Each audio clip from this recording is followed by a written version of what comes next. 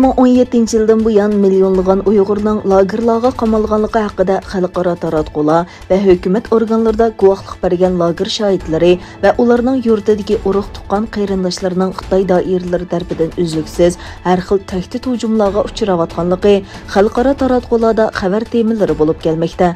Shulardan biri bo'lgan Gollandiyadagi Qalbi Nur Sidiqxonimning BBC agentligi qatorli xalqaro taratqularga bildirishicha, u taratqularda oshkor holda Xitoyning Urumchidagi lagerlari haqida guvohlik bergandan keyin o'zi va Urumchidagi qarindoshlari uzluksiz tahdidga uchrab kelgan. Qalbi Nur xonim oxirgi qitim 2-oyning 17-kuni Urumchidagi Xitoy davlat bexatarlik soqchilarining uning hadisi va boshqa qarindoshlarini soqchi idorasiga chaqirib kelib, uning bilan undidor ekranida tahdidlik suhbat o'tkazganligini oshkorildi. Suhbatda soqchilar oilasi orqali uningga tahdid selib, tezdan qaytib kelishini talab qilgan.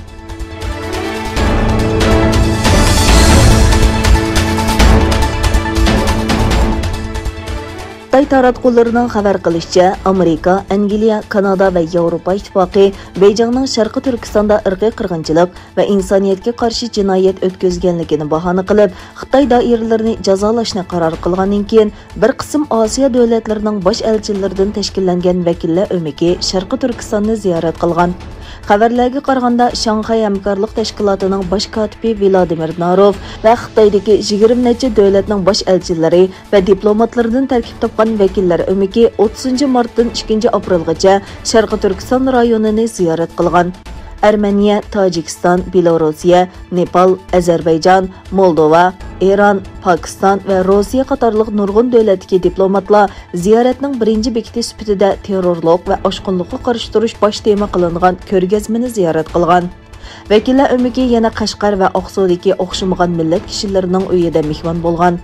Xabarda aytilishicha, vakillar o'miki a'zolari Xitoy hukumatining terrorlik va oshqinlikqa qarshi turish tirishchanligini qo'llaydiganligini bildirgan. Xitoy Sharqi Turkistonda irqiy qirg'inchilik va assimilyatsiya siyosatini atalmish terrorlikqa qarshi turish kurashi nomida oqlab kelgan edi.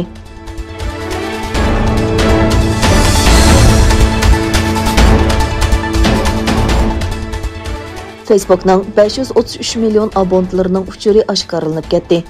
Bu uchurlar xakerlar sifatida e'lon qilingan. Savdo maxbiyati to'ri bekitining xabariga qaraganda, xakerlar sifatida 106 davlatdan kelgan 533 million Facebook abonentining telefon nomeri va shaxsiy uchurlari haqsiz ham baharlangan. E'lon qilingan shaxsiy uchurlarning 32 milliondan ko'proqining Amerikadan, 11 millionning Angliyadan, 6 millionning Hindistondan kelganligi bayon qilingan. Bu uchurlarning telefon nomeri, o'rin uchuri, tug'ilgan vaqti, elektronlik xat uchuri qatorliqlarni o'z ichiga oladi ekan.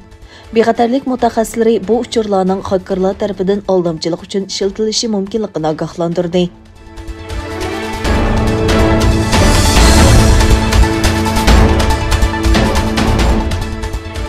Yevropa ittifoqi Iordaniyadagi siyosiy o'zgarishga urinish jinoyati bilan 20 kishi qo'lga olingandan keyin Iordaniya podshohi 2 Abdullohni qo'llaydiganligini e'lon qildi. Yuqori darajali kishilarning tunugun kechda podshoh Abdullah 2-ga suiqasd qilganlik uchun Iordaniyada tutib turilganligi o'tirg'a chiqdi. Washington Post'i gazeti Iordaniyada 20 kishining davlatning muqimligiga tahdid elib kelganlik uchun qo'lga olinganligini va podshoh Abdullah 2-ning inisi Shahzoda Hamza bin Husaynning Ammondagi uyida tutib turilganligini o'tirg'a qo'ydi. Turkiya Tashqi ishlar ministrligi Iordaniya bir qism kishilarning tutib turilishi sababidan yuz bergan davlatning muqimligiga tahdid soladigan voqealarni andisha ichida kuzatayotganligini bildirdi.